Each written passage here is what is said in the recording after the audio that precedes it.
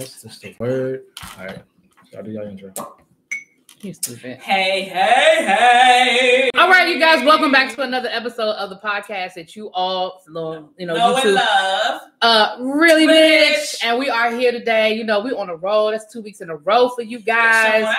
We showing up and showing out just a little something. You have a regular schedule. Right, this has we trying to our full-time, part-time job. Right, we trying to get there. So today, we later on today we're gonna upload. We went, as you can see, we all just went and saw Captain Marvel. So we're gonna upload our review in a little while. But we wanted to go live and just talk about a few things with you guys. So, first and foremost, how's everybody week? How you guys doing? Let's see. Daylight savings messed up my internal clock, so I've been tired all week. You know what? Daylight savings did not fuck with me.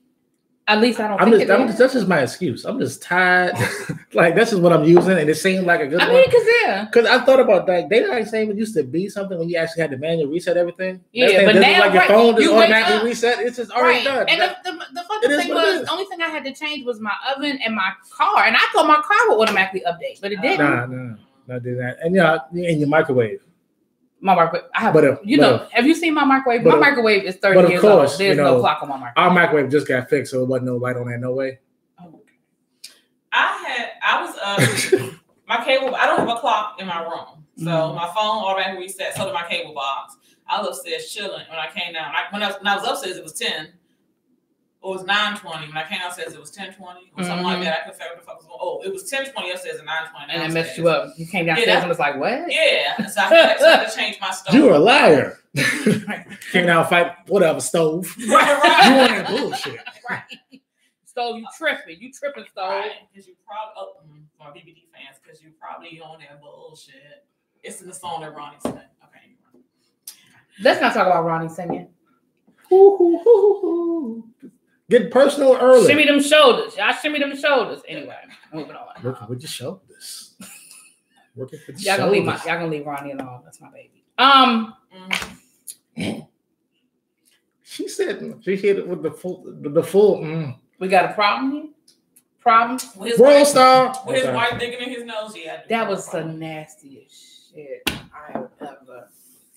Oh my gosh. Okay, I'm sorry. That's another. We going left. It's too close. All right, so I'm gonna let Mink take the first part of this because even though I'm the educator that I am, I did not do my homework. It was a rough week. So I watched clips of Finding Never. I mean, was it not Finding Leaving Neverland? But I have not looked at the whole thing. I must admit. But Mink did her homework and she took some notes. So I'm gonna let Mink share her notes, and then we will discuss. I have an opinion, but okay, and then we will. Mink took notes. Mink took notes. So I'm gonna try to be, because I got 3 pages of notes, so we're gonna try to be quick with this. Okay, so the 2 guys involved are Wade Robson, who I did not know was Australian.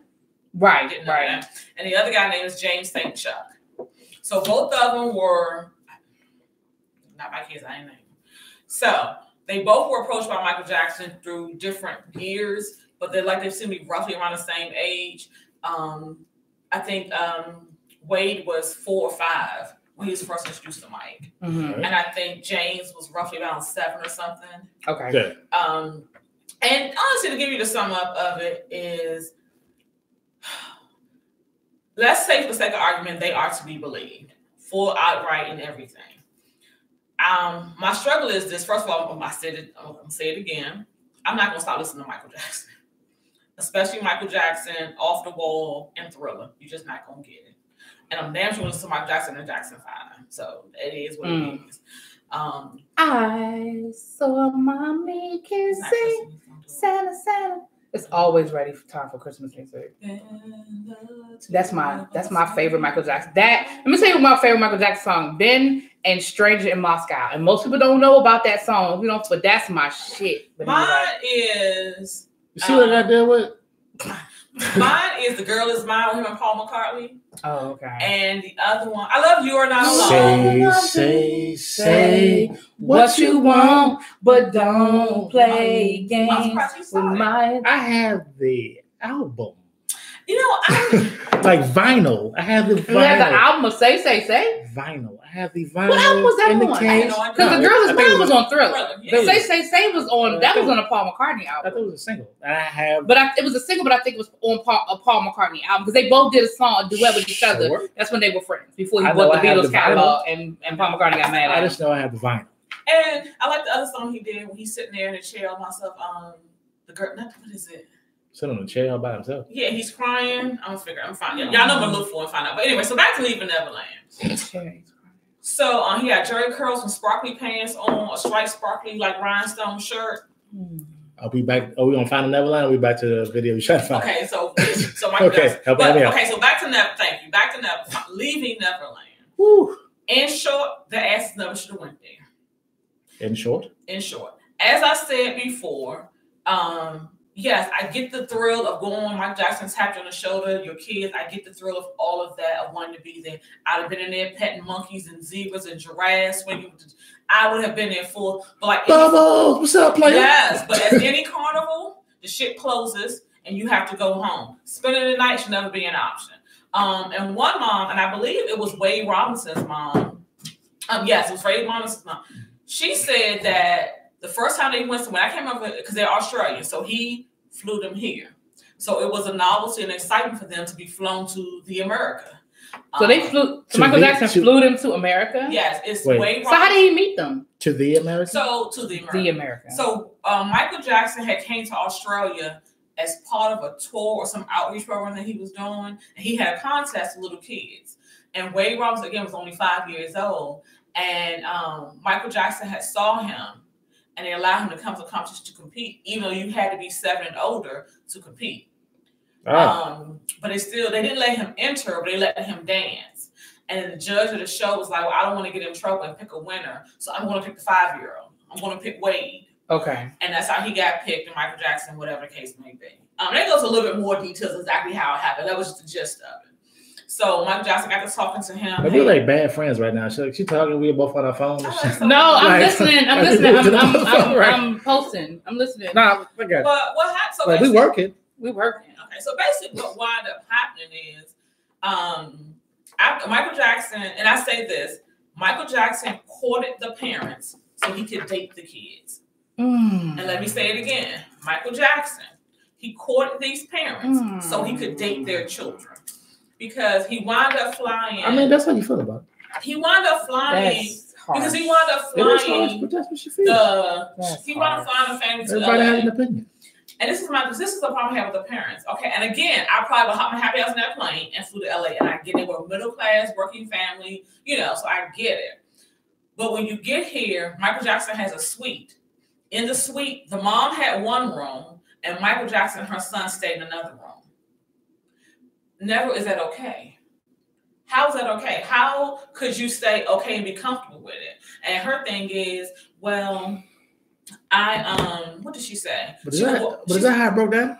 Well, she said she would walk to the door and kind of put her ear to the door. No, I mean, is that originally how it broke down? It's like, I mean, all right, you know how kids are? Mm-hmm. It's like, all right, well, you in the same hotel as Michael Jackson. Hey, can I go spend the night with Michael? Well, she said they were in a suite. So like a 2-bedroom suite. So she was in one room and one end, and her and her. But my thought is, okay, my kids ask me for a lot of shit. Right. Their kids. I ask my mom for a lot of shit. Half the stuff they ask for, they can't have. Right. And sleeping in the bed with a grown ass man. Right. It look like a 40. Michael Jackson was a 40-year-old man or a 30-year-old man that looked like a 50-year-old white woman. No, you can't sleep in the bed with him. No, it's not going to happen. It's never going to happen. It's not okay. This is not where we're going. This is not what we're going to do. This is not. I cannot with you. It's just not. The answer is no. No. If I got to thumb a ride, thumb a ride across the damn water back to Australia. That's how we get home. Thumb a ride to Australia. Across the water, across the water. Right. That's a hell of a thumb ride.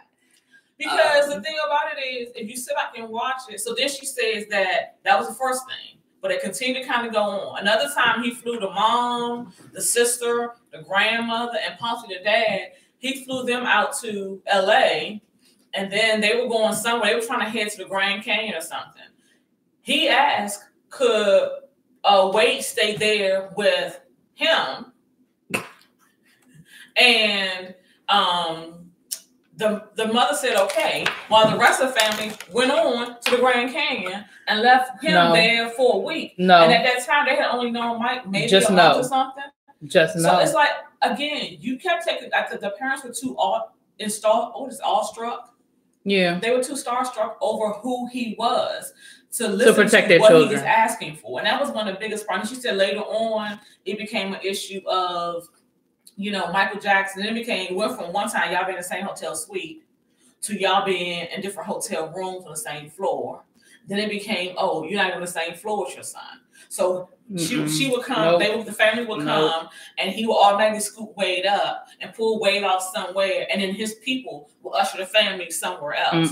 What are you doing with my son that I can't be a part of? I don't care, mother, father, granddaddy, grandma, aunties, uncles, best friends. I don't care.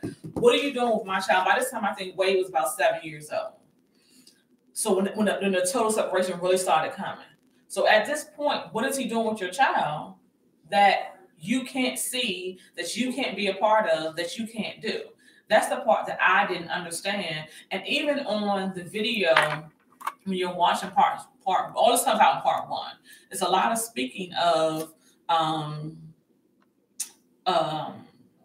like she's kind of hesitant. Like one time she said that she had went to the room to be with them and the door was locked. I'm busting that motherfucker down. And when they finally I just am. And I forgot how she said they got the door open, but when the door finally opened, she looks in, her son and Michael Jackson lay in the bed together. Nope. And she's like, they were fully clothed. So she I don't give a damn. And that was the issue that I had. She said, well, they were fully clothed. I thought nothing of it. Why? And the boy says that they went before Mike started really touching them. He would do drills for them to take their clothes off and how to get their clothes back on really fast before somebody walked in. That is okay. I'm just and both of them said Michael Jackson planted the seed in them of if you ever, and this explains why when he went to trial the first and second time, why they didn't tell, because he told them in the beginning of the relationship that if you ever tell anybody what we're doing, we're both going to jail. Not just me, but you're going to go to jail too. Because so the kids thought they were going to go to jail. Yeah, so because people understand our relationship, people understand what we have here and how special it is. Mm-hmm. And that was a key thing. He was always telling the kids they're special, they're special, they're special. Right. Now I will say Ray Robson, he came out and said by the time he got about 14 or 15, my relationship was still going on. Michael Jackson didn't contact him as often, but he would contact him. What? And he said he came to see Mike one day, and he said he was about 5'11". He had grown to about 5'11". He said so him and Mike were almost roughly around the same height. And Mike ain't want him no more then, did he? Oh, no, they had sex that day. And he said that, so I'm sitting here at this point, you're 14, 15 years old. And honestly, for the most part, their relationship was either Mike performing or on Wade, or Wade performing or on a 7-year-old. Yeah. Not just started when he was 7. So at this point, when he came back, when they were roughly the same height, were their stories believable? And I know part of me just doesn't want to believe all of this, but and y'all know I'm always with the victim, so I'm not saying I don't believe these little boys. I'm just saying, how did it come off in the documentary? I'll be honest with you. For me, I think that James, he's from LA, the American boy. His story was a little, just the pain you can see in his face. I think he was a little bit more believable than Wade. Only because Wade was the one that had the wedding ring, right? The one that said Michael Jackson gave them. They had a wedding. Oh yes, both of them, yes. And I'll say this. I think, and the reason why, and Wade says it himself in, I want to say the end of part 1, beginning of part 2. In his mind, him and Michael Jackson were in a relationship. Wow. And he said, and both of them are married now. Both of them have sons. Wow. And Wade, so do they blame their parents at all? Or they put all this on Michael Jackson? They put it on Mike. And again, Michael Jackson was the predator, allegedly. Right. But I'm just saying we brought up the parents when we were talking about the R. Kelly situation, so that's why I'm asking. Yeah, well, now I've made it about halfway through part 2 of it. Mm-hmm. So as far as I've seen so far, they don't come out and say they blame them. But again, they're both parents now. So they both kind of get to the point of like Wade comes out and says when he had his son, he starts thinking about had somebody will he allow his son to be in the same position that he was, or somebody did to his son what Mike did to him. He said he would be furious, and he says that it sounds strange for me to say this out loud. He said because I love Michael and I want to protect him. But I would hurt somebody the same thing to my son that he did to him. You don't want to protect him. You're doing a documentary telling the story. How are you protecting him? Because in his mind, I really think him and Mike Jackson, he thinks Mike Jackson, they were in an actual relationship. Wow. So he wants to protect the person that he cared about. He said it wasn't really until he had his son that he started looking at it as abuse. Wow. So he didn't even see it as abuse. He really felt like he was just in a relationship and that was okay. Because again, think about it. Michael Jackson has been in his life since he was 5 years old. Michael Jackson has been touching him since he was about 6 or 7. So he doesn't really know Mike any other way. He doesn't know, you know what I mean? Now I'll say with the other guy, James, I think in his mind he kind of knew because he went and told his parents. James and what his parents were his parents the ones that went to the authorities? No, okay. Who went to the authorities? There's another little boy. His name is Jordy Nelson. I'm sorry. I don't know his name. She took notes like his name is Jordy. She Chandler. did her homework. His name is Jordy Chandler. And if you hey, what's up, little baby? How you doing? We're starting off with Neverland, so just drop your comments and your opinions on it. Hey, how you doing? Jordy Chandler was the little boy who told. He was only in Michael Jackson's world for about 4 or 5 months. And he was the one whose parents went to the authorities. Yes. Okay. And he told, and he was like, you know, and they didn't. He's not. As far as I saw, they have clips of him from previous, but he's not on the documentary. In part 1. I didn't see him in part 2 either. Oh, okay. He comes in later on, you know, when I got, but Jordy Chandler was the one that told. Said them hoes lie like a one-legged dog. Well, I mean, that's. See, I honestly, you just came in, but I honestly don't think that they're lying.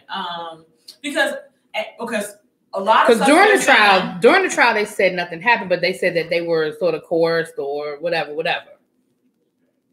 Brainwashed, whatever. But it goes back to Mike saying that if you ever tell, we'll all go to jail. Right, that's right. He did say that. That's right. And they said that the police came to them several times. The FBI did their parents, and they were just like, no. And one mother said she saw the fear in her son's face, but because he said no, she took it at face value. And I give it up to whoever edited the documentary because the minute she said that, they immediately went to her son and him telling about the day he was asked. And he said, my mother didn't push me further than that. So it's like if his mother, because the parents probably didn't want to know. I mean, I'm not saying. I mean, I don't want to come off like I'm accusatory. You know, I haven't walked a mile in any of these people's shoes. But it sounds like the mom didn't want to press because she probably didn't want to know, like, get that confirmation. It's like when you know your boyfriend cheating on you, but you ask him, he say no, and you let it go, even though you saw the pictures and you know somebody sent you a video from the club, but you like okay. Because you really don't want that confirmation. So you just let it go with a no. But wow. So you okay, so one lady said that Michael Jackson bought her family a house. And even she's I didn't even get a good sip off on that. I know how you look at that spectacularly, but a house where? I wouldn't say in LA. And it wasn't, I'm assuming the house that she was in and didn't look like and just paid it off. Yeah, I don't know. Something called a mortgage company and they say, sorry, ma'am, you have a zero balance. Yeah, but she said, but surprised me like that. But even then, right. She was defending it like it was after Mike went to trial the first time. And she was kind of. He went to trial more than once? I didn't know he had more than once. Oh, yeah. I didn't know that. Sorry. My bad. I remember the one with him getting up on the car and dancing. That's the trial I remember. Oh, okay. Yeah, that stood out. Right.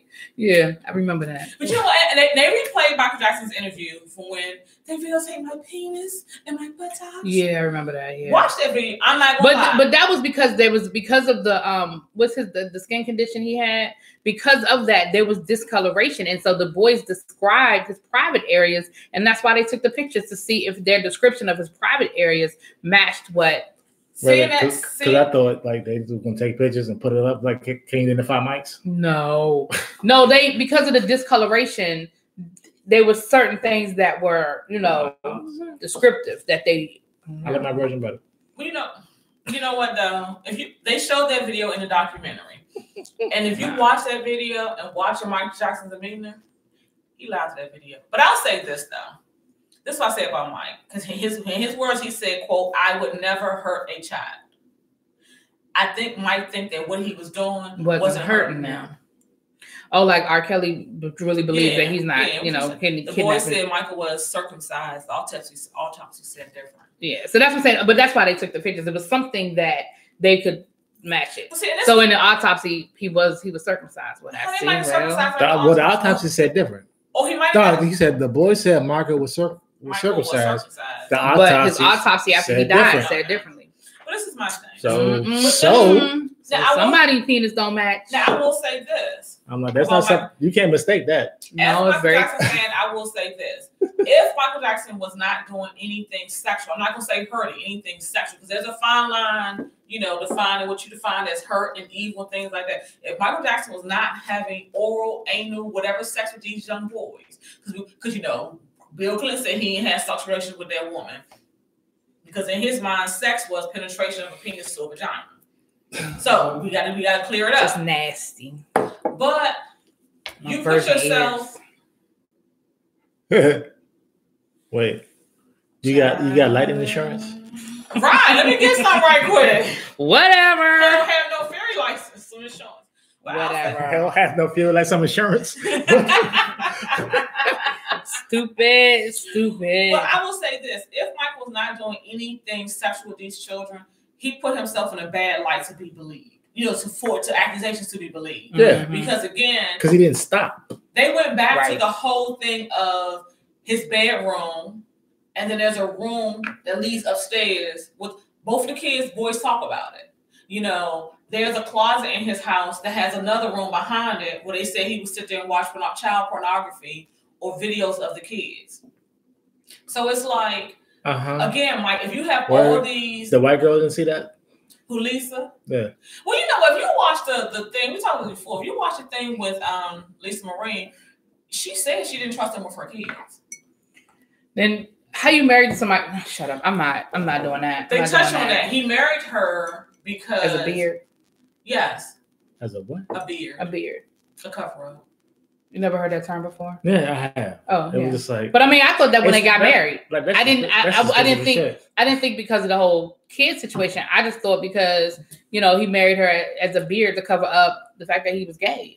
He got married to her after the first trial, right? Because they would say that it was put for the trial, right? And I think she might have seen something. It might be wife can't testify against her husband. She might have saw something. We don't know because she wasn't there. Look, I'm trying to tell you, Hollywood breeds some strange creatures. We don't know who saw what. Because neither one of them, the way they. I mean, I'm just saying they didn't grow up like us. Well, their credit was never bad. They never had to figure out what bill they were gonna pay by the 15th. Now that's true. They ain't never had to play Russian roulette with the bill pile. Right. You. Nope. We were talking about it off camera. Like they grew up. So anything. Right, it's totally different. Do it's like now, I believe Michael Jackson had a slightly harder life than Lisa Marie as far as financial because his parents he wasn't always rich. Yeah, he made right. She was born into money. He wasn't always rich. Yeah. Well, speaking of that's a good segue. Speaking of privilege, white privilege. Glad I could do that for you. I appreciate that. How do we feel about this whole cheating scandal? Okay. You got more notes? Got more notes? Wow. Okay, let me tell you something. Everybody go back and watch Full House now. She got fired. She got fired from Hallmark. From Fuller Hallmark House. And Fuller House. Yeah, you got to go back and look at the old rerun. And her daughter. And my kids love that show. Really? Oh, Fuller House. Really? Number one. Yeah, she watches it every time wow. she gets I up. only watched Full House because of John Stamos. I'm like, you've seen this episode 5 times. Why? Are you trying to get ideas? And they're going to work with me. I'm black. I said, I only watched Full House because of John Stamos. He played the character Uncle Jesse.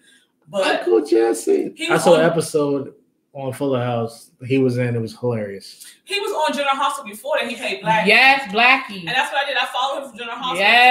Yes. Who His name was Blackie. John Stamos. He was a kid on the show, and his name was Blackie. All right. Oh, we're talking about the soap opera. Yeah. All right, I'm gonna tune out now. My aunt watched. But anyhow, tuning out.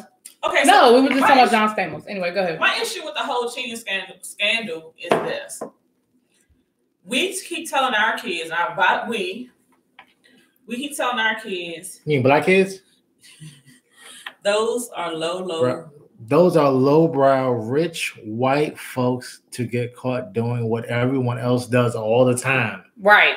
So they're on the low end of white privilege. See, white privilege is levels to this shit. Well, can I be on that low end? And they're on the low end. Well, I got 5,000. I got 500,000. My question is, okay, no, like real talk. Is it that hard to get into USC that you had to pay $500,000 to get your kid into USC? No, it's your kid that dumb. But I mean, it was a meme. They were like, they was gonna let Ricky into USC with a SAT score of 710. Right. But Ricky could play football. That's all I'm saying. He was good. He was good. That boy was good. But I mean, I'm just saying, like, seriously, it's like he didn't make it to the other end of the alley though. Nah, he should have zigzagged. Why he run straight? Just like Brian. Like you grew up in the hood, you know better. You don't run straight. What the fuck? But my thing is, like, seriously though, wait, 500,000 is low money to be paid to paid your way into school. That's what 500,000 is low money to paid your way into school. Right. You're supposed to donate a few million at a building. Or a building. So funny, and they showed a clip, which is real. Felicity Huffman was Huffman. And I read that the way. When she was on Desperate Housewives, her character Desperate Housewives was going to bribe somebody to get their child into college. Is that where she got the idea from? And they asked her on the show. Her line was, her husband said how much. She said, I don't know, about 15,000. And they said she paid 15,000 to get her child. But this is my issue with it. What you want to do for that? Black people, we keep telling our kids, college ain't for everybody. College ain't for everybody. Please stop the bullshit, because obviously it is. And we see where the importance, they see what the importance are, because they're willing to pay upwards of $500,000 to get their children into college. That you're saying because the name of school means. And what's the face's daughter? Aunt Becky. Aunt Becky's daughter was like, she didn't want to go to school. Yeah, she was an Instagram model. Sephora fired her. And yeah, she got fired from Sephora. Fired her too. But what? All right. What happened to the trades?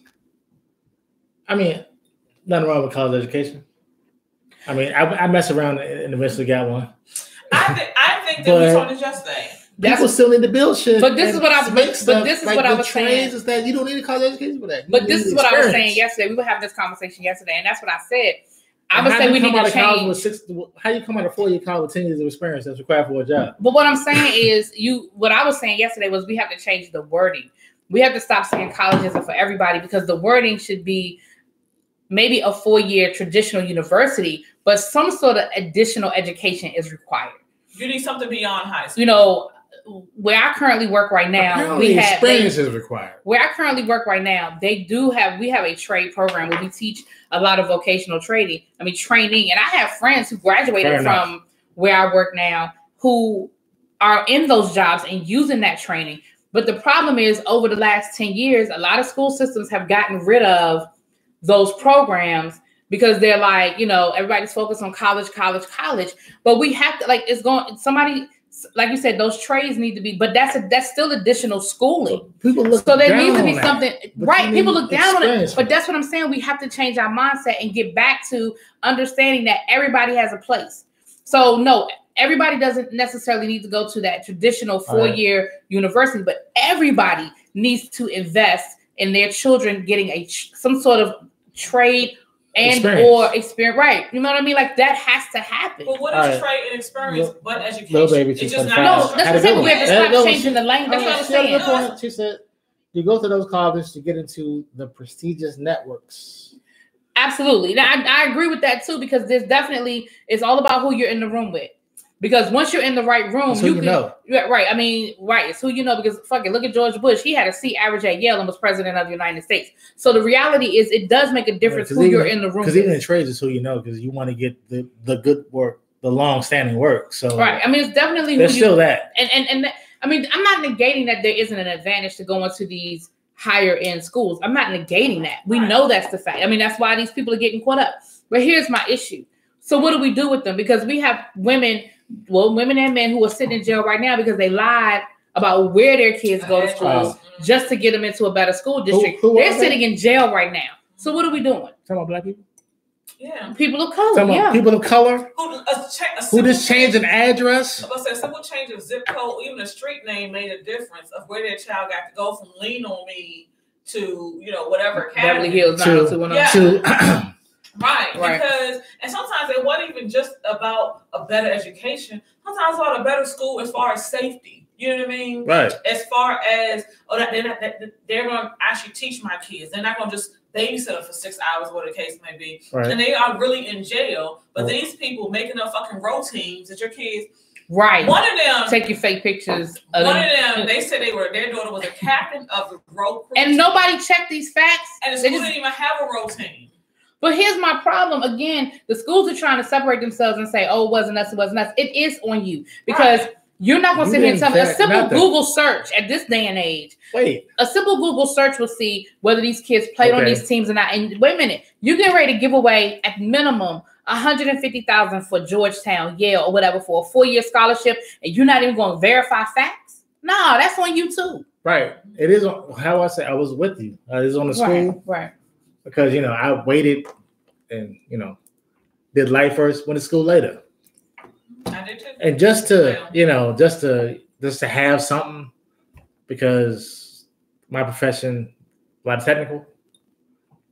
When I decided to join the school, not even a standard traditional school, it was online. Slim, I had to pull facts of life from way back. And they would. I just wanted to see if one of y'all was going to sing the joint. Sorry. There you go. I knew one of y'all was going to let me down. I knew one of y'all was going to let me down. I couldn't help it. It was full. They verified me to make sure from my military background, the school that I did go to for a semester, all of that. Like I had to pull up everything to go. They want to make sure I was a real human. Which your mama wasn't Aunt Becky. Right. Right. You know what I'm saying? And Little Baby brought up a valid point. You doing that? Little Baby saying that, you'll get the classroom education at a school, but it's the network. It's who you're in the room with. And we get it. And that is why they paid the money to get their kids in the room. But again, I say, so to what end? Because again, you have people in jail. It's probably our fault. For doing way less. To what end? What are we doing? Are these people going to jail? What's going to happen? Can I say something? It may be off topic, but I don't know. I mean, getting off topic, that never happens. I mean, I read Lil Baby's point, and it's like, all right, there is in every other culture has said it. Like black money is free money. Because they'll give them money and they give it right back to us. They won't spend it where we're at. So the businesses and the networks that we should set up amongst ourselves, we don't.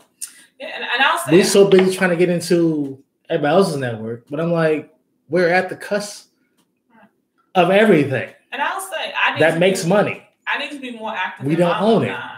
We don't own it. As far as my school and things like. Well, y'all know I'm active with my alumni. Yeah, we know.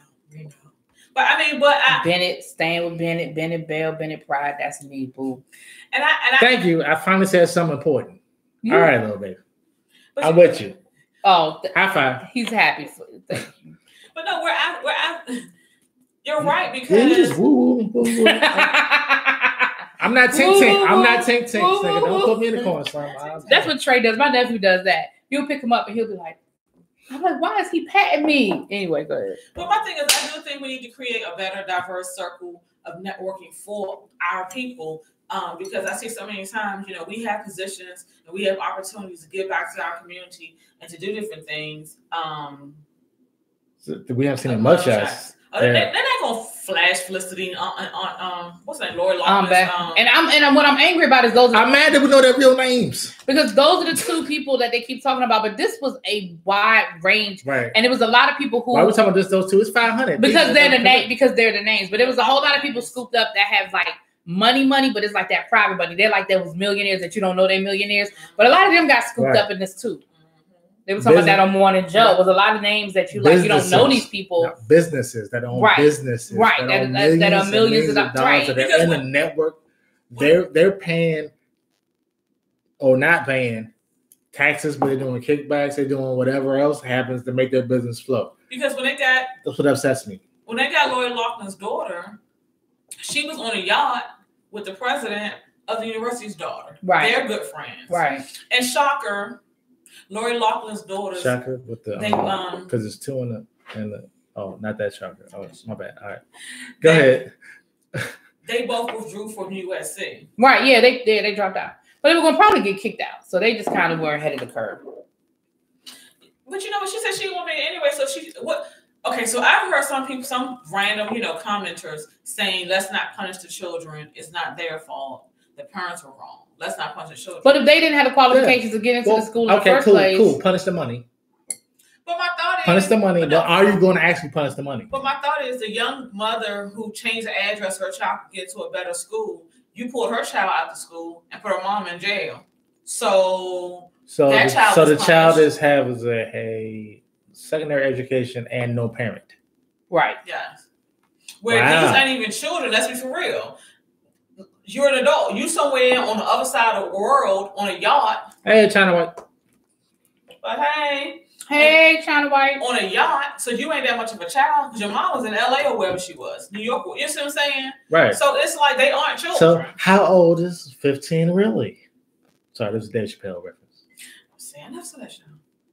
Little baby said she didn't want to go. No way. Never seen. Wait. Time out. Pause. Stop. Pause on every discussion. You've never seen the Dave Chappelle show? Okay, one that was on his show. That was his Live with the Fillmore special. But you've never seen the Dave Chappelle show? You've never seen Chappelle show? Why? Because Chappelle show. I've seen. You better not bring your kids.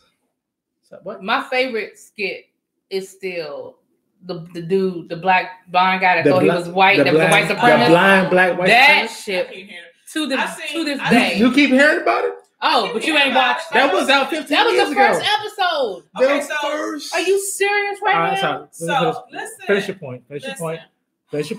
We're gonna be over here with this. I can't believe she never seen the Chappelle show. Give me a hit. Give me a hit. Go ahead, keep talking. Go ahead. I need a hit on that one. Never the Chappelle show. I seen one skit. But no, finish your point. I've seen one skit where they were in a barbershop with a drummer or something, whatever that was going on. But the reason why I did not see Chappelle's show was because, again, you said it started 15 years ago. 15 years ago, I had just started grad school. So I was working full time. I was going to grad school full time. I had a child in kindergarten, and I was I pregnant? No, I wasn't pregnant yet. Probably. So you was practicing. I was practicing heavy. But I didn't have See? Poop in my mouth a little bit. The blind black Panther, absolutely. So the Wayne Brady. Yeah. Is Wayne Brady gonna have to cut a boat? Is Wayne Brady gonna have to cut a bit? That's it. Cut a bit. So that was a pimp or something in the truck. I saw a skit or something like that recently. I will not entertain you. Show. I will not entertain you. Let's go ahead, Big Daddy T. We're not gonna censor you. I was gonna have to show the bitch. I'm sorry. I had so much going on. Literally, I was getting Thank you. Big Daddy T. My oldest had to be at school at 7:30. So all right, but what was your point with the language? I just didn't have time. I just missed Dave Chappelle because I didn't have time. All right, cool. We got you. What was your original point though? I don't remember no more. Oh damn, we messed you. Oh, I'm sorry. So sorry. Anybody know what my point was? What I was talking about? Please let me know. I mean, you never seen the Chappelle show, so I don't know what else to say after that. Come on, the one episode when he had the old commercial with the car commercial, and we need to get Big Daddy on the show. When the titty popped out, we need to get him on the show. But seriously though, so I mean, do we foresee that anything is really going to happen to these people, or it was just it was a nice headline, it was a nice splash, but like really, it was a nice. And the reality is like Lil Baby said. This isn't something new. This is something that has been going on. You know, you buy a building, your kid gets in. You make a donation, your kid gets in. It reminds me of Different World, the episode when Dwayne and Ron got into the fight with the two. I love Different World. Let me go there. When Dwayne I know you're talking about. Got into a fight. He was very spray prayed on his car, nigga. Right, and they all went to jail together. That's been on Facebook for the past shit. Since last month, Black History Month on. It's been on. But the thing about it is, the partner was in an argument, and the white guy says to Dwayne, and he's like, "Oh, y'all are here because of affirmative action," and he was like, "No, y'all only here because of what y'all call legacy." Right, and that's that. And Meghan McCain was defending that shit on The View, defending legacy and stuff. And I'm like, again, and here's my issue. I really don't have an issue with the whole legacy piece, but don't act like it's your birthright. Don't act like because I mean, legacies exist in all types of organizations. It's called what do you call that? Generational money. Right. I mean, I'm part somebody worked hard. It wasn't you. Right. Somebody in your family worked hard, made money. Created a business, created enough money where you didn't have to work. Go ahead and get your point because I want to talk about that, but go ahead. That's not you. That's your family. You're not better than anybody else walking. You didn't create that opportunity. Enjoy the opportunity. Right. I'm not against the opportunity. Exactly. Because somebody worked hard as shit for it. There you go. I'm not against that. But don't think that you're better or we should care that you exist just because. Right. Do you? Hopefully, you do just as well as your family did and do something else better. Part of the problem is that they're not. And you don't want to do that. Because they didn't have to work for it. Because somehow in this country, we think that that's better. But when you get it down to brass tacks and you get real to it, because I've said this many times. And people talk to me, and my person is like, "Do you know who I am?" And blah blah blah blah. And when it gets, but hold up. When it gets down to it, I'm like, wait a minute. Just because it's my job, yes, I know who you are. Do I care that you exist? Is the question Not so much. that you should be asking yourself, because you could die right now. All your dreams come true. Make up your mind which one's going to happen. So I'm gonna give you 5 minutes to rethink your whole life, and we can talk again. Understand what I'm saying? So be that. Generational money is great. I try my hardest to teach our people about that. We have income. You're right, Big Daddy. We have income, and we try to do it. But my colleagues are not Black. And their people are on board from the gate and leaps and bounds. They're from another country. And they're outpacing us in one of the blackest areas in America. This shit don't even make sense. The reality is, we know, I mean, here's the fucked up thing. Even with white privilege, you still can't get in. Like, you still need more help. Like, you already have a thumbs up, a leg up, whatever you want to call it. That's a business. On the majority of us. Somebody said, somebody at the university thought, hey, these rich parents will pay money extra to get their kids in. So thirsty a little bit? It was a business. So that was a business decision. That wasn't about that. Somebody at university, somebody at university was like, hey. Right. Well, we're gonna keep our eyes out on this because again, I think it's some bullshit. We'll keep our eyes out on this bullshit. I want to say this. I remember watching an episode with Angry Man, Joe Scarborough. I love Joe Scarborough. I used to hate him, but I love him now. What'd you call him? Joe Scarborough. Morning, Joe.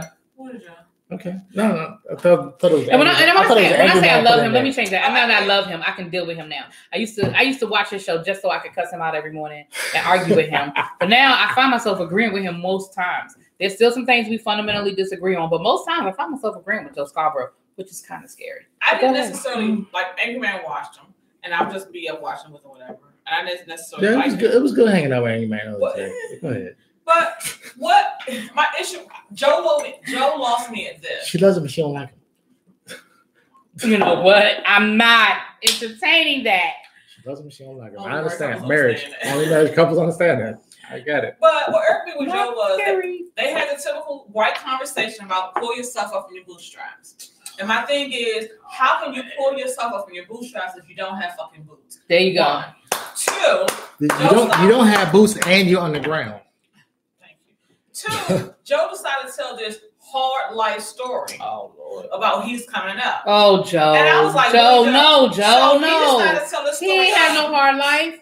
This is gonna be good. He started to tell the story of. Come on, Meek, tell it. It's gonna be good. It's gonna be good. How he was coming up and how he was in college, late high school, early college. He would come home from spring break. The Wi-Fi went down. And I know, right? And this is in the 60s. Daddy's Mercedes broke down. He had to take the station wagon. This is in the 60s. So he said he would come home from school. Hey, Aaron, I try to look good. Because he said, hey, gorgeous. I'm assuming he's talking to all three of us. Hey. What's up, homie?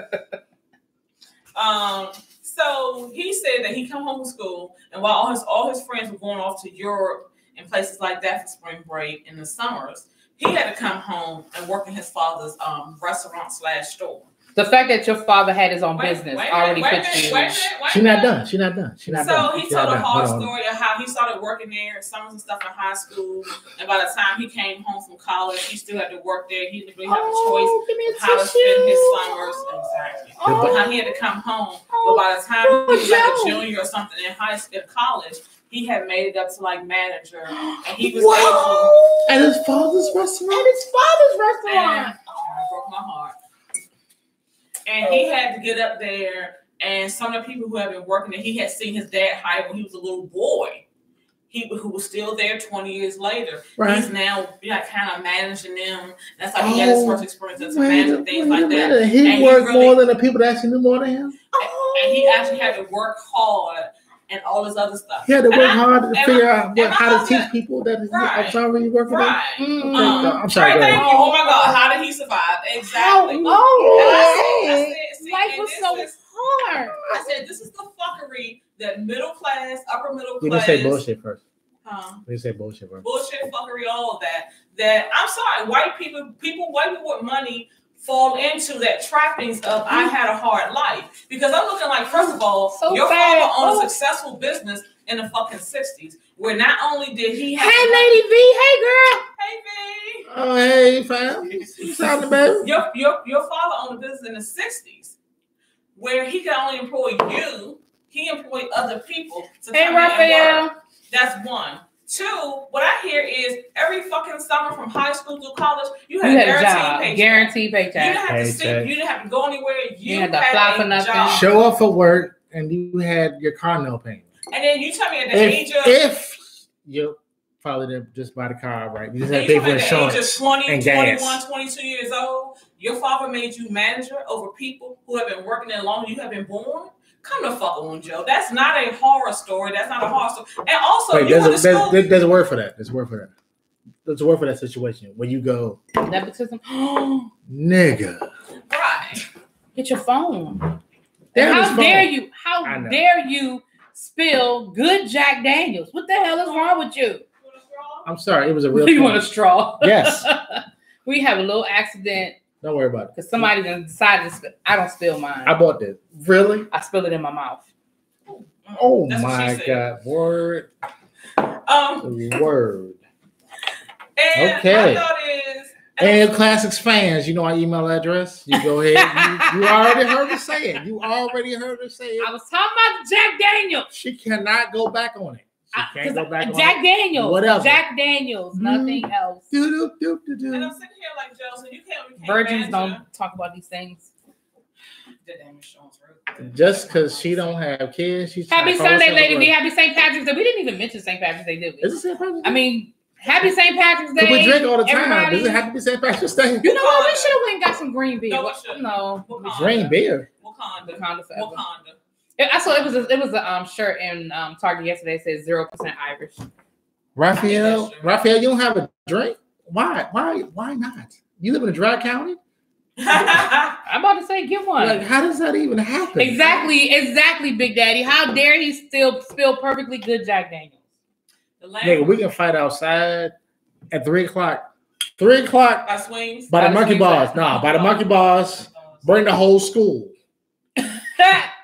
World Star. I ain't scared. I ain't scared of you, Slim. While we're on the subject, okay, finish up your thought. So my irritation with Joe is, you pretentious ass Crocker. You think that because you cracker. The fact that you went to school with people who got to vacation in Europe every summer, you didn't see the fucking privilege in that. Nah, but that's how we're supposed to be. My friends vacation at Kings Dominion in the summer. If we did, and we had the caravan down there. Because here's where I get shot down. Here's where, I said, hey, you might not get to vacation all the time or whatever, but when your kids get 25, 30, they will have the extra money to do that. They be like, nah, I want to, damn that, they little. Slim, you are more in debt. You have more debt than house. I have a friend right now who I'm trying to help. He's going through generational money. What we were talking about earlier. Right. I have a son right now. Slap me in the face. I have a friend right now whose son is in a situation where they put his son in private school to give him those opportunities to be in the room, like Lil Baby was saying, be in the room with the right people. I would say it's a mid-grade elite private school in the area here. I'll tell y'all the name off camera. This like that Breakfast Club episode. Now him and his wife are sort of going through a situation. Wife never paid the bill, right? So the son got kicked out. So he's back at public school, but he's a senior. That bill is still sitting there. This private school is saying we will not release your son's official transcript until this bill is paid. Right. So at this point, his son has gotten into certain schools contingent upon the transcripts and stuff. Yeah. But he was like, in hindsight, he said, he said, my parents put me in private school and I saw what they went through as far as paying off those bills. He said, and in hindsight, I didn't really want my son to go to this school, but my wife insisted, her mother insisted, and so that's why we came up with the situation where you pay that bill. Like, if that's where you want him to go, you pay that bill. He said, but in hindsight, now we owe, I'm not even going to tell y'all the amount of the bill. It's ridiculous. It's a car, not a car note, a car. That's how much they owe the school. And now his son is in jeopardy of not even going to college or going to college on time because this bill is not being paid. And he was like, in hindsight, I would have rather took that money and invested it in my son's college or post-secondary than for his high school, because he still got into the college. It wasn't Yale or Harvard, but his son has gotten into one of the schools is A&T, Aggie. But he could have done anything with that. You know what I'm saying? But he's like now him and his wife are going through this really bad situation. Right. Mm-hmm. And the wife is just like off not paying it. And I'm just like, so now he got to eat it, basically, pay his bills so his son can fucking go to college. But that's struggle, Joe. That's struggle. My mom had a coworker who, from kindergarten through high school, don't do that. Her daughter, she put her on private school. Now I'm not a big proponent of private schools. My parents put me in one. But I mean, against my will. I mean, my parents put me in one too. I was in private school, and I had friends who were not able to walk across the stage because they owed a bill. After a career in public school, and actually, I went to private school. One of DC's top public schools, Amadon Jefferson. Right. Yeah, you went to. Yeah, you did. Yeah, I went to the top public schools in the city. Jefferson. And yeah, when I was going to it, and when I taught there, I don't know. When I taught there, it was second. It was second to only Deal. When I taught there, it was real, and we always were like neck and neck with Deal. It was real. It was real and real. Academics and sports. Yeah, yeah. We won the city championship and stuff all the time. Yeah. When I worked at Jefferson, it was still top school. It was real. It was serious. But when I got to high school. And my sophomore year, because Jefferson went to 9th grade, there was no freshman. Like I had that was junior high. It wasn't junior high. It wasn't middle school. It was junior high. So it went to 9th grade. Like I had no freshman year. It was kind of like when I got there, what they said was, what they said was as far as your transcripts and what I had to learn. So I had to take like under school like math and science, but I'm like. Well, wait, I know what the seniors are taking. Understand what I'm saying? Mm-hmm. It was like, so public school wasn't really that bad. So my sophomore, junior, and senior year was kind of like if you go to the right, and that's the problem. It's not all public schools, but it's being in the right zone with the schools that get the money, that get the resources. Which will put a lot of concerning parents in jail for changing their address. Well, that's what we back to where we started. We're back to where we started. Parents who lied to put their kids in the right because I didn't live in Southwest, but my grandma did. But the thing about it is what? That's how I went to Amadon and Jeff.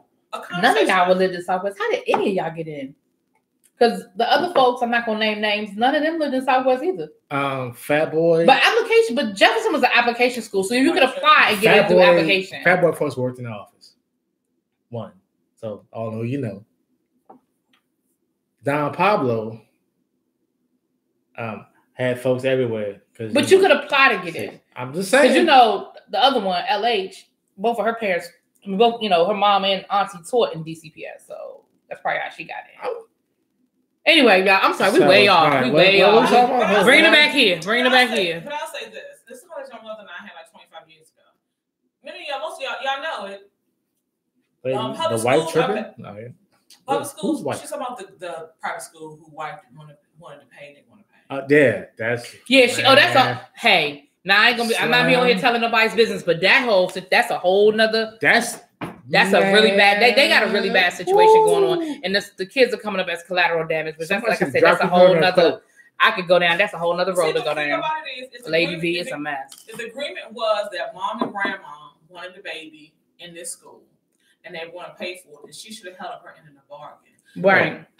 Or at least said something when it got tight. Right. When they couldn't do it anymore, she said something because we could pay at that point what we owe and pulled it. And that after the fact, because that's what I'm trying to say. I'm like I said, that whole situation. Go ahead. But my point though is, that they've spent the equivalent of probably at least the first 2 years of a mid-level college on his high school education. But it goes back to what Lil Baby said at the beginning of all this, to put him in the room with the right people, because these kids are in the room with senators' children, with businessmen's children, with athletes' children. So he's there to rub elbows with the right people. It's not about the education, because Faith just said, you could get the same education at a good high school, but it's the opportunity to be in the room with the right people. That's what they're paying for. They're paying for the exposure. This is the issue that I have with it though,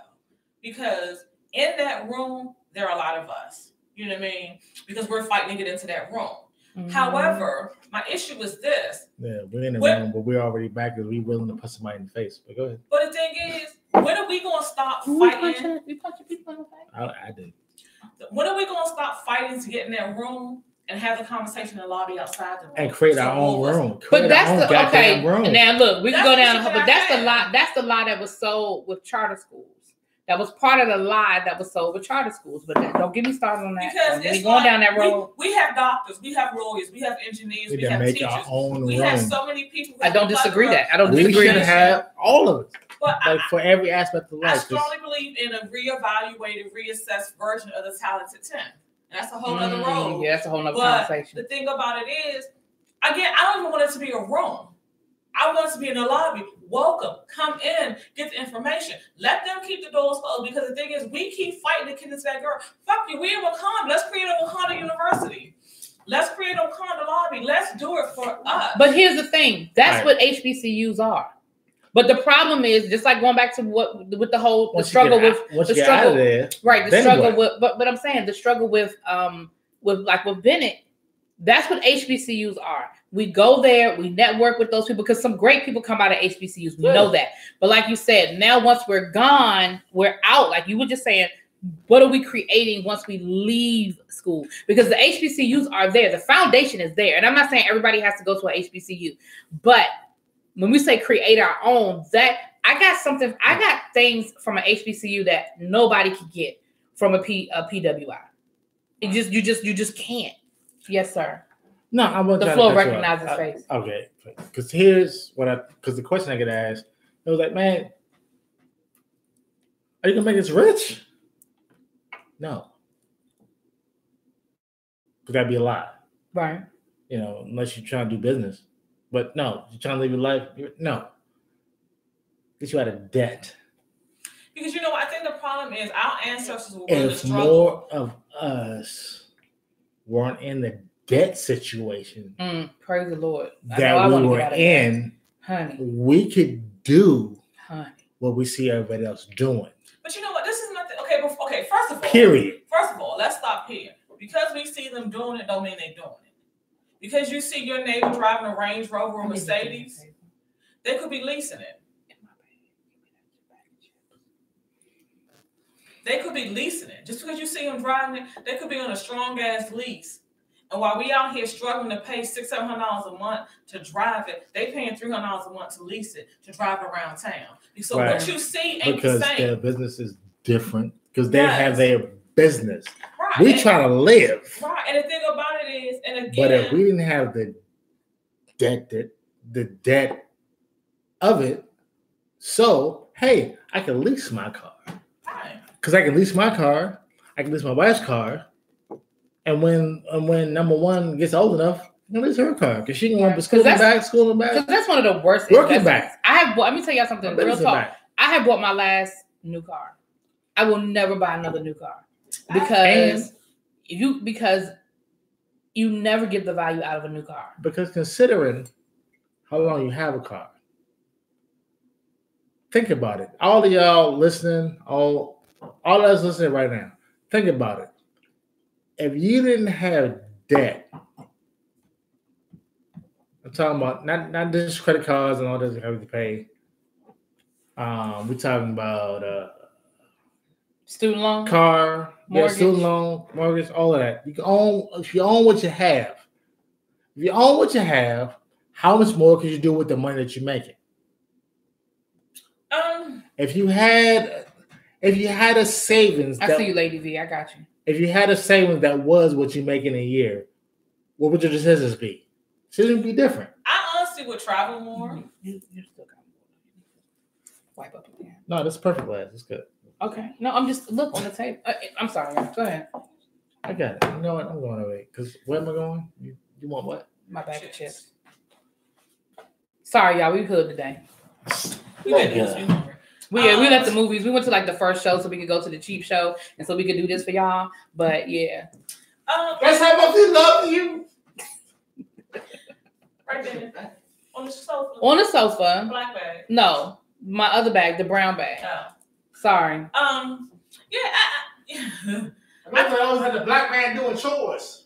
I think that we need to play more. Our ancestors were willing to make a sacrifice, not for them, but for us. And unfortunately, as a people now, we have lost sight of future sacrifice and even compromise. Everything doesn't have to. Everything has to be right now. Yeah, and it's that instant gratification society that we live in. And they're absolutely right. Because we have people can't, as Monster would say, you can't think any further than people love us. Right, you can't think any further than tip of the nose in your face. But it's don't tell me what you want. So we can't. We have to figure out. Neanderthal. The finish line has been pushed back with the large debt. You know what? My thought is this. Yes. Excuse me. Yes, it has been pushed back. But also, my issue is this: why do we have? I don't know where your finger's been. Why do we have a finish line? Why can't it just be a journey? And why can't the journey be carried further and further through our children? Yes. In a sense of like we want to give our kids everything we had, but teaching them never teach them something we never knew. And so we get mad and upset when they don't want to do certain things. Sorry, being a little hood today. My bad. Why can't we do that? Like in a sense of, buy your kids passports, take them on a venture as opposed to buying them Jordans. You know what I mean? I had a friend at Christmas time. That's what he was saying. He was like, Christmas just ain't that big of a deal to my kids. He was like, we like to travel, and that's what he was talking about, like taking them, going places, like giving those experiences, like that's you can't, experiences once. They get that experience. You can't take nothing away from that. Christmas is it's a holiday. Learn how to go to school, but it's not that big of a deal as far as what's he gonna get because we can give them stuff during the year. And that's just it. I mean, they never not needed something. You're like my kids don't wear. There was a black Captain Marvel. Aaron Stevens said there was a black Captain Marvel. Yes, there was. I did not know that. Black woman. Well, why we couldn't get the black woman Captain Marvel then? Because she's. I don't know. As a matter of fact, the black Captain Marvel, they powered her down. What do you mean? Oh, they took her. Never been out of Michigan? They powered her down. Like what she could do. We've seen what she could do. Monica Rambeau. Yeah. Monica was the little girl's name. The daughter's name. Is that what the daughter's name was? Captain Trouble? Yeah, Captain Trouble. Lieutenant Trouble. Lieutenant Trouble. Yeah. I know that. That's how I wanted to see. Yeah. That's how I want to see, like, kind of the. So the daughter is going to be the Black Captain Marvel then, Monica. Okay, interesting. But yes, I read a thing online. This lady said, people always come here asking her what her kids want for Christmas. And she said, she said she would sit back and think about it. She said, because usually my kids want by Christmas. She said by spring, the toys are broken in the trash. Or she's starting they don't play them anymore, yeah. Because they're laying somewhere. She said she started telling people, buy my kids experiences. She said, buy them 2 tickets to the movie and come take them to a movie or something they want to see. She was like, my daughter likes horses. She was like, buy her 1 lesson for horseback riding. That's what I did with my godkids. Last year for my godkids, I paid for one because all their birthdays are they're like March, April, May, June. Like they're all right there together. They're really my best friend's kids. But that's what I did. I said, look, what are they going to be doing for their spring athletics? I'll pay their fees. So that's what I paid. I paid for Girl Scouts. I paid for like soccer, volleyball. Like I paid whatever that's the sports for it. That's what I paid. I didn't buy them a gift. I paid for their fees so they would take it off of her shoulders, because all that stuff is, you got 4 kids and everything is due at the same time. Right. So that was my gift to them. And thank you. And, they were very appreciative because, again, I want to buy the experience because, like you said, I buy you a toy, it means nothing. Right. I pay for you to play soccer for 3 months or however long the season lasts. Like, that's an experience. So real quick, Lady V asked a question. So I want to go back to Lady V's question for a second. She asked about charter schools. So not to go too deep into the whole, because I could do a whole podcast on charter schools. But here's my issue with charter schools. My issue with charter schools is that they were sold to mainly minority communities and or upper class communities who didn't want their kids to be in public school. So it sold them that idea of being in a private public school that they're going to get this great opportunities, great education, but they don't have to deal with the local kids type situation. Here's the issue. As somebody who works in the school system, charter schools took, quote unquote, a lot of times some of our best students, right? It took them out of the system. And in charter school, the charter school is not under the same guidelines as in most places now. Different states have different rules. So let me say this is a general statement. They're not under the same guidelines as the laws of the Board of Education or what have you. In charter schools, a lot of times you have teachers who don't have the same certification. And that's no disrespect for those teachers that work in charter schools because they work hard. Charter school teachers work very hard. But a lot of times they don't have the same certification. A lot of times charter schools do not follow the rules. They're supposed to, but a lot of times they do not follow the rules that are guidelines under IDEA, which is for students with special needs. They don't have to follow a lot of the same guidelines as far as discipline. So if it's a student that they feel like is going to be a problem for them, they'll just put that kid out to school. And that student has to go back to their neighborhood school. There is no appeal system a lot of times. And I worked at a charter school. So I'm telling you from experience, I've been on both sides of the coin. I've been in public and been in charter. So when it comes down to testing, now you want to test basically the hand-picked students at the charter school because they can put out who they want to put out. They don't have to accept. When I worked as an advocate for a while, and I dealt with charter schools who wouldn't take kids who had special needs or will put them out. So now when it comes time for testing, you're comparing the test scores from the charter school to the test scores of the public school. The public school has to take whoever walks in the door that lives in that neighborhood. Whatever. They can't put them out. They have to follow certain guidelines. And so now you're comparing test scores to a school that gets to handpick their kids. So basically it's real life versus fantasy. Right. A lot of times I use the school that's up in is it Detroit? It's an all boys school, and every year they brag about getting their kids into college. And again, no disrespect to the kids that are getting into college. But what I say to people all the time is look at the attrition rate of that school. So in 9th grade, they may start off with 200 students. By 12th grade, they're down to 70 students. What happened to those other 120, 30 kids? They got sent back to their neighborhood school or whatever the situation was. Why did they leave the school? So now you're down to 70 kids who are the cream of the crop. Of course, you can get them into a great school. You handpicked who you were going to have in that senior class. And again, it's no disrespect to those kids who were left in that class. They earned it. They're great kids. It's no disrespect to them. But again, I say that's where my problem with charter schools is because people put them on this pedestal, but they don't play by the same rules. If you put a charter school and have to make them play by the same rules as the public school, you wouldn't. Problems. Right. And my other issue is you're taking resources away. You keep talking about public school needs this, but charter schools constantly take resources away from the public schools. Take all that money you're putting into charter schools and invest it into the public school, and we can all be on the same playing field. And we can all be great again. Right. You know, that's the college I had my mom 25 years ago. We were talking about poor friendly schools. And Right, I was like, people need to realize that superhero rewind. But go ahead. We need to realize that schools are funded by tax money.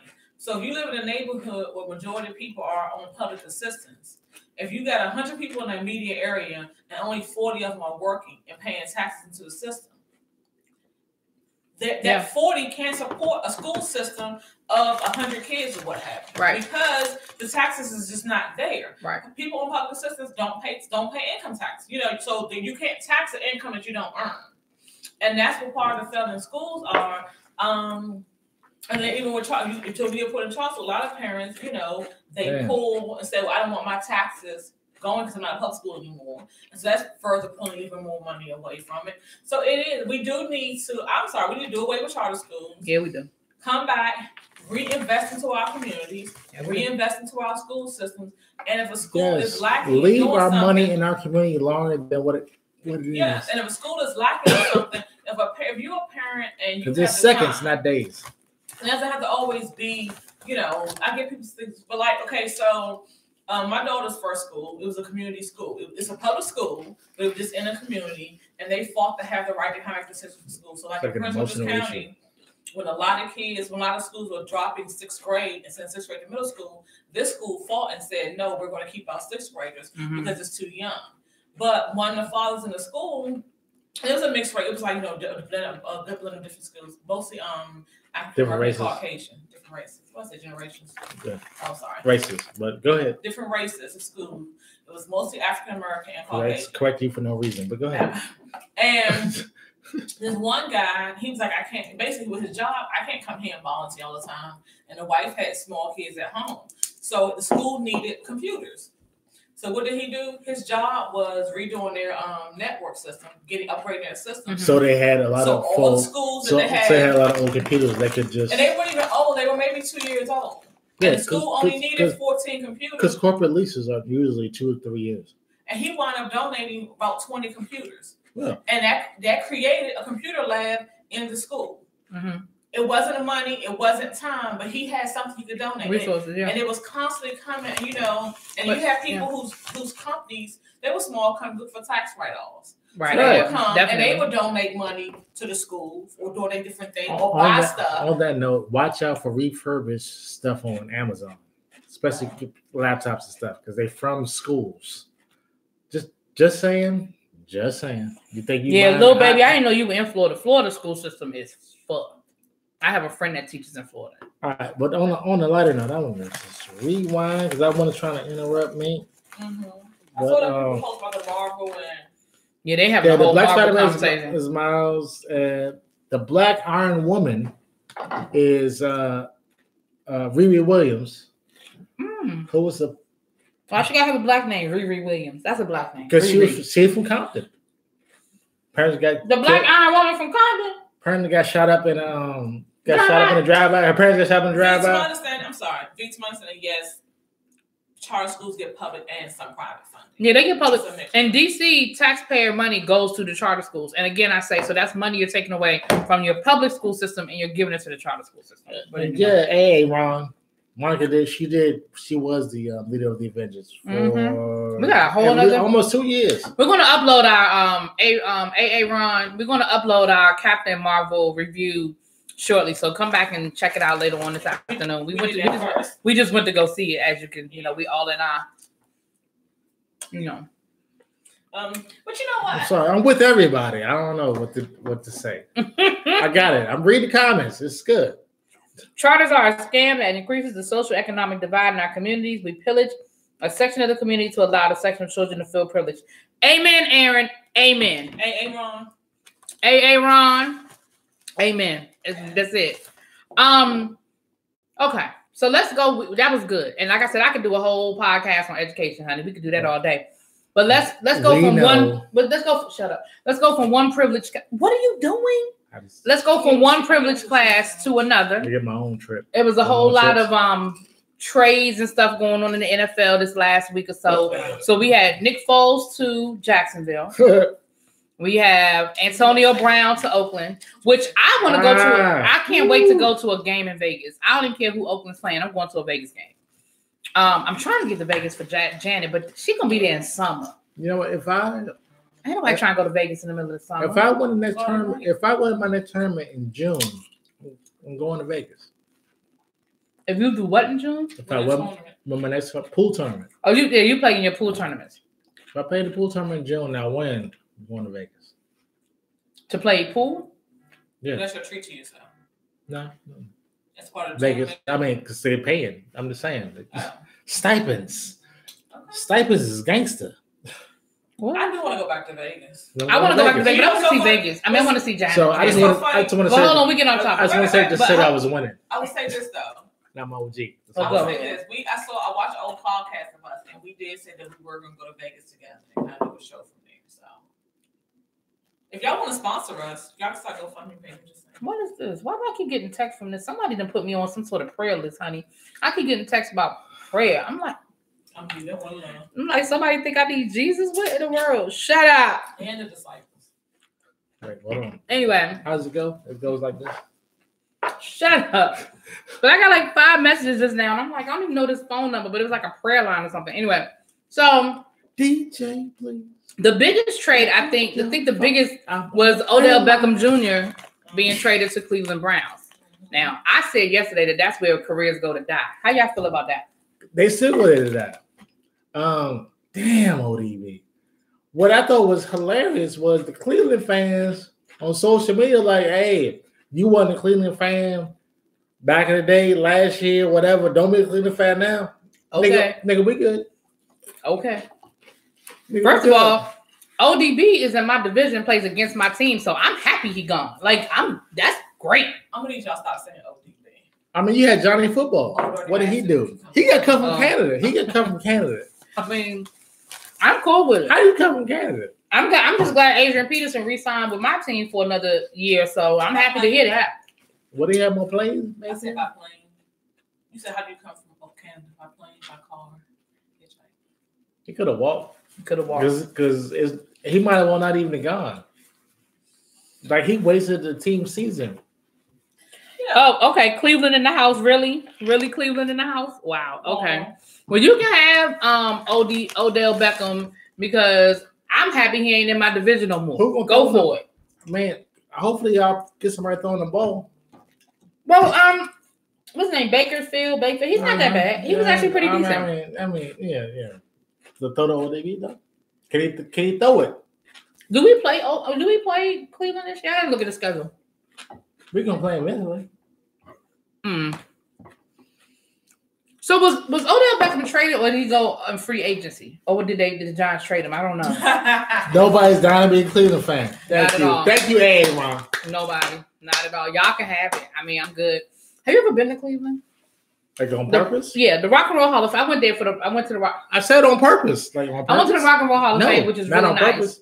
And I said I would go for a game. I would go for a game. I have a cousin who lived in Would Cleveland. You?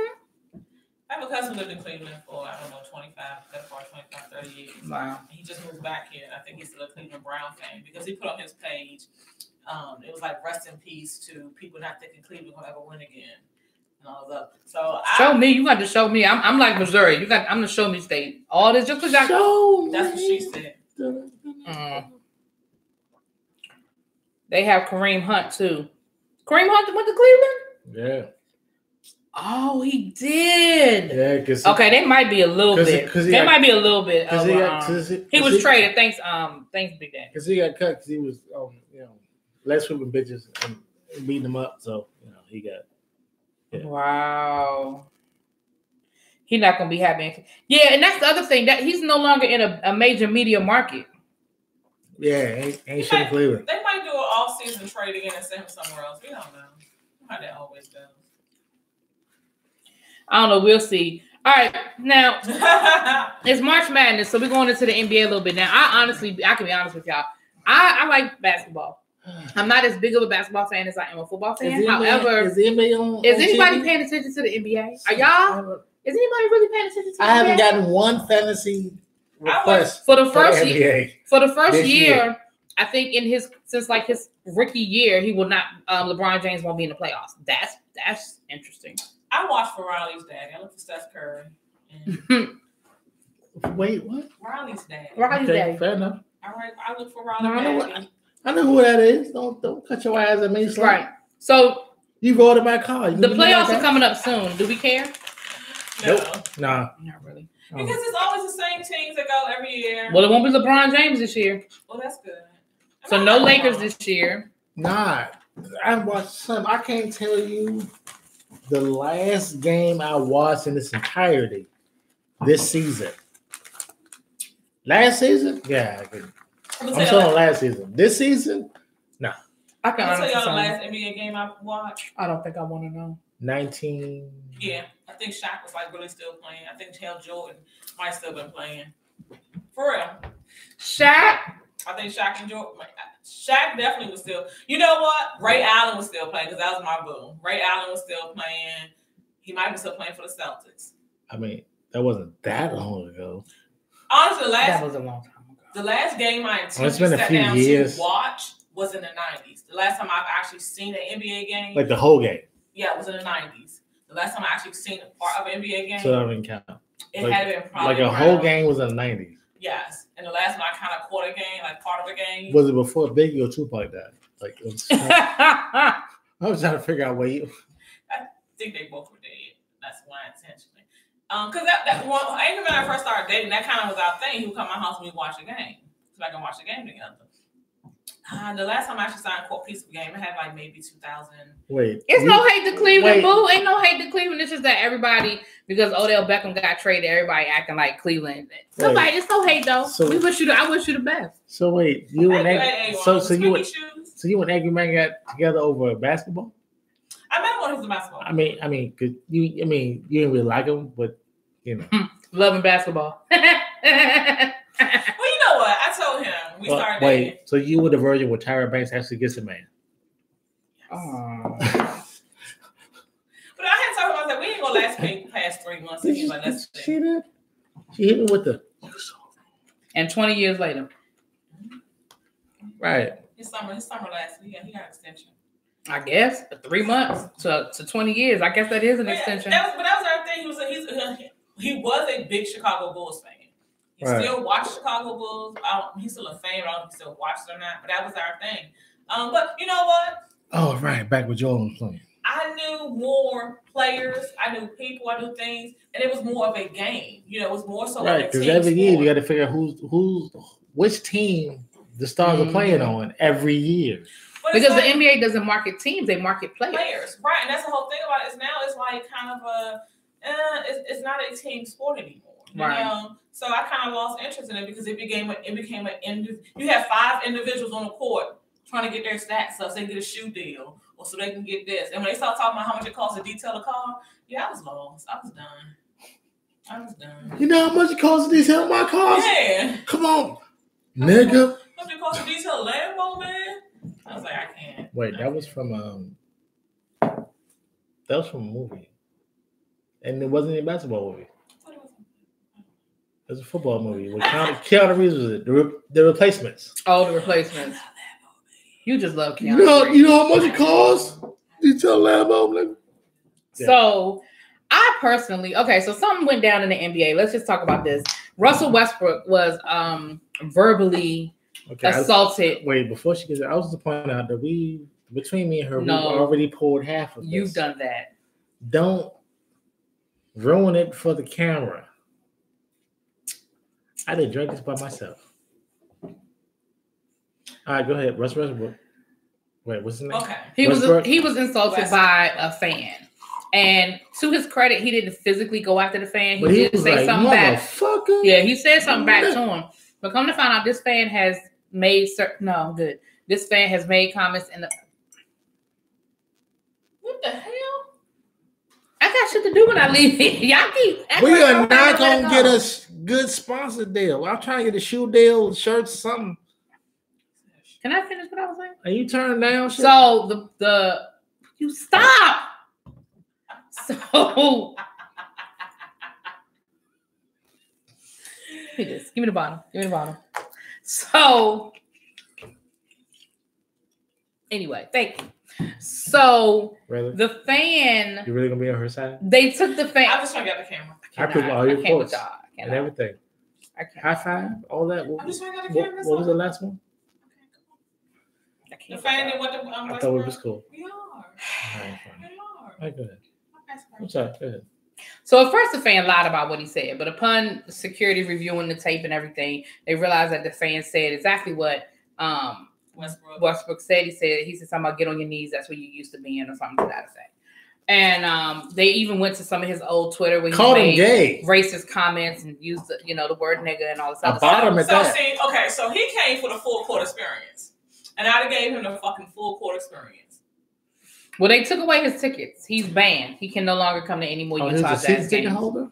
Yeah. Wow, that's money. A lot of money. Well, that's how he was even that close to even say something to Westbrook. Like he was literally like right there. Okay, so we don't own the players, and I do believe screaming out, he throwing up bricks, whatever. We do that. Yeah, heckling is fine, but yeah, that's all. But things get too talking trash in the I guess. End of the game. Mm-hmm. Yeah. That's why you're there. Especially if you're a fan of the opposing, like you the home team. Right. Like coming in. Yeah. Supposed to talk trash. Sunday brunch with Jack. That's right, Aaron. But when you when you get personal with it. Right. I'm like, I watched the video. I don't know. I mean, I okay, all of y'all that's not of the NBA-ish, I'm not trying to say black, all the NBA-ish persuasion, it lets you know, even though they all stars and all of that, whatever, they're still the color that you try to emulate. What we want. You get personal. Watch what happens, because we do on the streets. You get personal, and then the fight has to happen. It has to Remember happen. The rumble at the Palace? With Meta World Peace at the time, he was whatever his real name is. Nigga. Yeah. Ron Artest? Yeah. Ron Artest, that's it. I can't remember his name. I watched a video a couple months ago where it was during one of the times that Steph Curry team, the Warriors, had went to the NBA, and I think they lost the game. And this was when Aisha was pregnant with the second daughter. Mm-hmm. And some people had followed. It was Aisha and his dad, Mr. Curry. I think his mom was there. To know you better. Aisha. Okay, good. I'm sorry. True. Oh yeah. Okay, go ahead. I'm sorry. My bad. Both to the 80s. And a fan decided to approach 90s. And a fan decided to approach her. Fair enough. Right. And I'm sitting here like, how dare you? He playing, not her. One.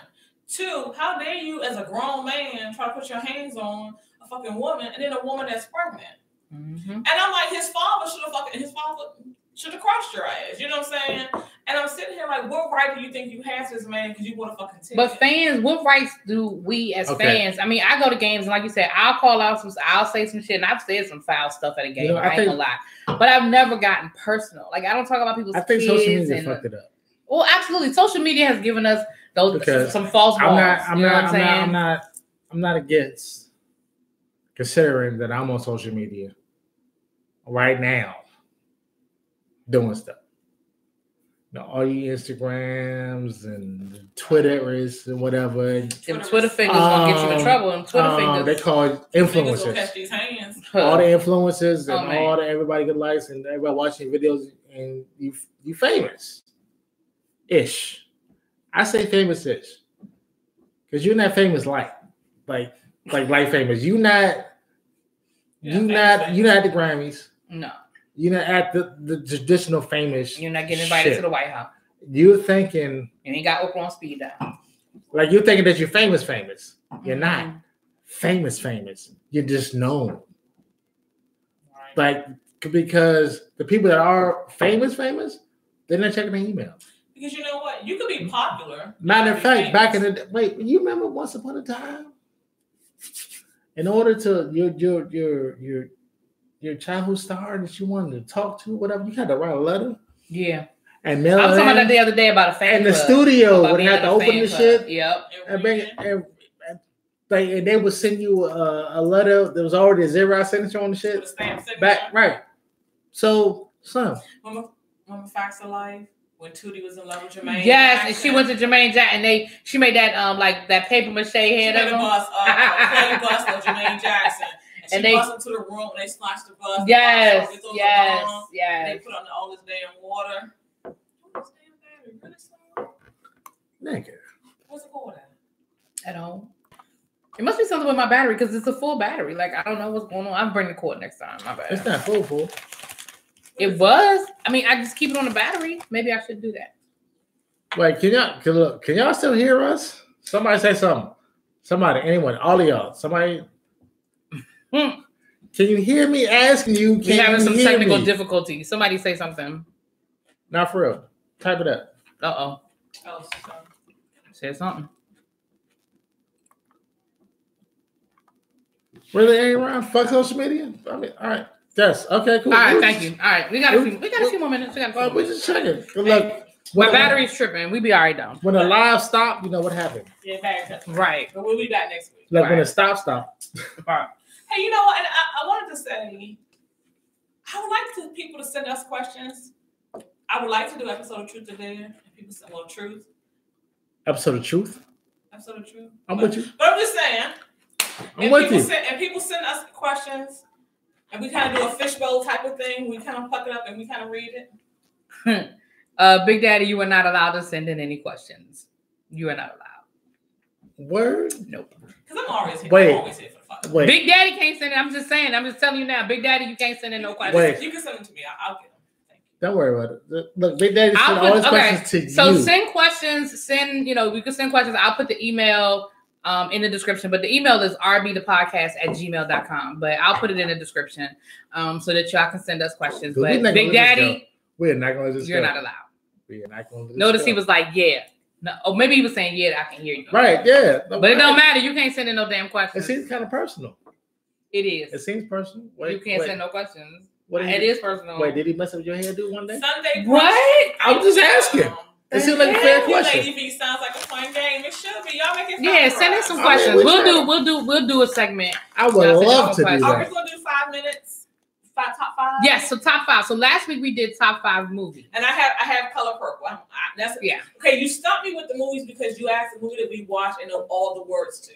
Okay. And Color Purple. Okay, so. All right. All right, what we doing? Top 5. Now here's a tricky one. We're really doing this? Mm-hmm. Right,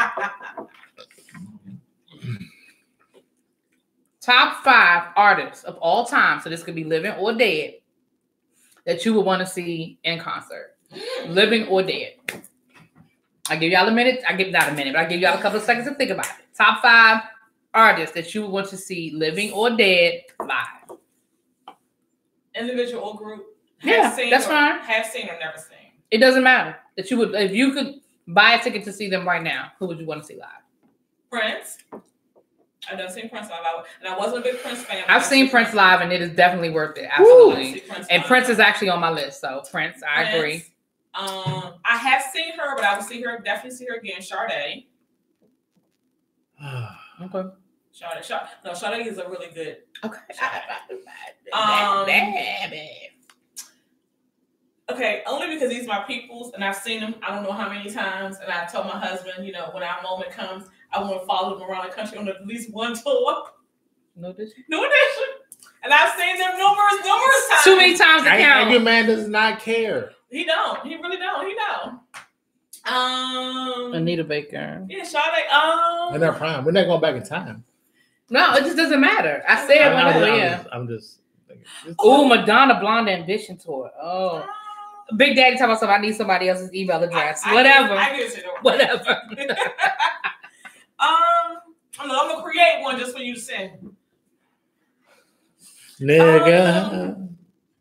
I think who else? So you said Sade, You said Prince, New Edition. So you got 2 more. You had 3. You got 2 more. I'm gonna think on it. All right. What about you, Face? What? Top 5 performers you want to see live? Performers I want to see live. Shit. I can't do it. Oh wait, because most of the people I want to see live, I've seen live. Okay. For my generation, but it could be any. It doesn't have to be your generation. I'm Okay. Like you grew up on your. Yeah, I got you. Okay. I've seen live, but I never seen Sade live.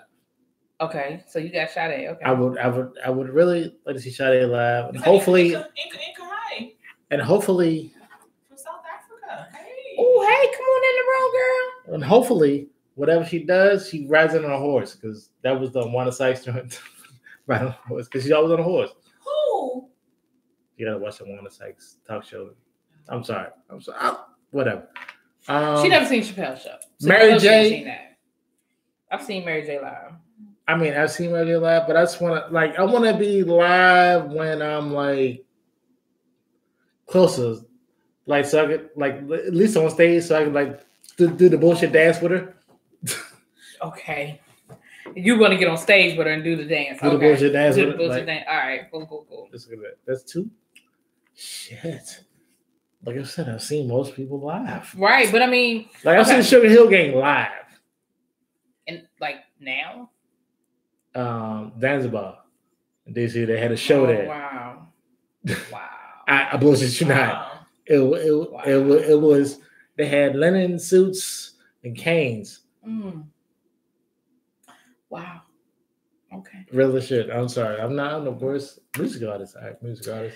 So I'll let you think about it. So Prince is on my top.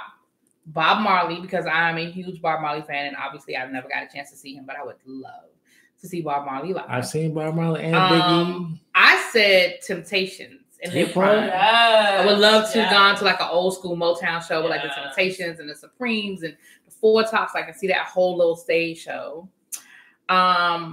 New Edition, absolutely. Whitney at a piano bar somewhere. That would be good. Whitney at a piano bar. Now, Whitney didn't put on a good show, but she could give you that vocal. And I said Janet Jackson. Because she can't dance.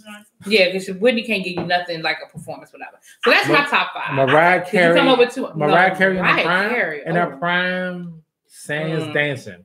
Before she started dancing, but she could just sing. She don't dance at all. I think I like the RuPaul's Greatest Hits. I think I might want to see Tina Ike Turner. Okay, I don't know about the Ike part, but I can see a Tina. I mean, just that age thing. Yeah, I can see Tina though. Yeah, I could definitely see a Tina. Oh, okay. All right. Did not see that coming. I know, right? Wow, she just ran. Did she see something that we didn't see? This is my after show partner. Wow, you got to do this till she comes back. Right. Did you come up with 2 more? Because those are my top. Like I said, Bob Marley definitely. When I get to heaven, I'm gonna marry Bob Marley. Shit, it's hard because I've legit seen most of my favorite artists live. But I mean, so who would you see again? Let's see again. Tribe Called Quest. Oh man, yes. With Fife. Yeah, Tribe Called Quest with Fife. Yeah. Absolutely. Eric Sermon. The show he did, because he had everybody from Def Jam there. What show was that? Because I've seen Eric Sermon. I just can't remember. It was it was, because Puffy had the main Howard Homecoming show. Right. Okay. So it was one of them little side joints. It's right around the corner from Howard. It's not a club anymore. It's a restaurant or something now. Okay. You walk down, all of that. It was Eric Sermon, Redman. Oh, Patti LaBelle, that's a good one. Beyonce, I would love to see. Yeah, I would love to see Luther Vandross too. That's a good one too. Luther's a good one. It was this word. And okay, I'm with you. So far away. All that he pulled that off.